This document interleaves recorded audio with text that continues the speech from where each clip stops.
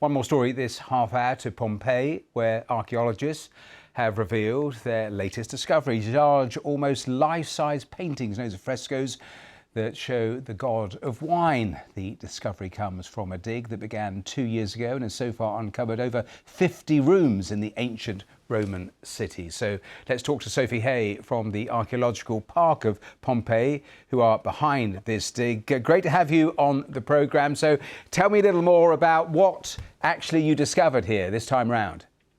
Oh, wow. Well, I mean, I've only been seeing it pretty much myself for the first time today with all the journalists, and it is a stunning room. It's a huge kind of banqueting hall.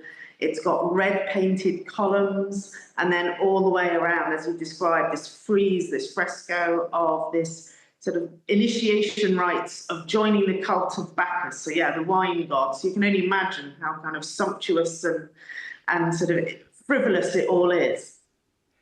We're showing the pictures, some of what you described, and you're right, the painting goes all the way around the different walls. Now, I think I'm right in saying that some of the characters portrayed are on plinths, but in a sense you also, despite that, you sort of get a sense of the movement within the images.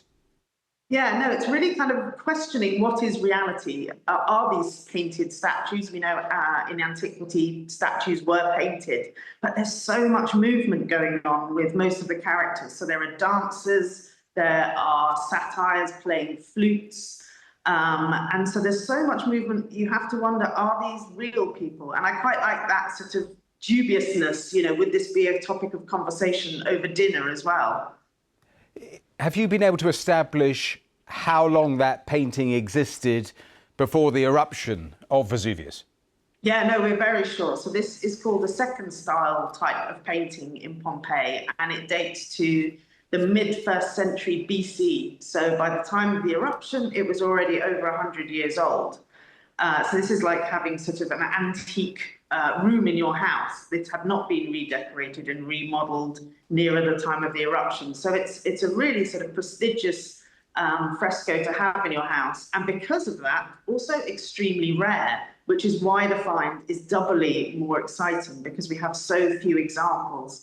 And the most obvious example in comparison to this fresco is in the Villa of the Mysteries, where there is a dining room with this scene of the initiation rites of the Bacchus cult, the religious cult. So we have lots of comparison with this one other place, but it gives us a little more interesting picture because we have these hunters, or hunteresses, I should say, these women who part of the cult is to go out into the woods, kill wild animals, and they're eating the raw meat. And this is something we haven't got in the Villa of the Mysteries. So this fresco is really important because it's opened up new questions and given us more evidence for the very sort of mysterious cult of Bacchus. I've only got about 40 seconds left, so briefly, if you could, tell me really briefly how you found this, and do you think there are still more treasures to be found?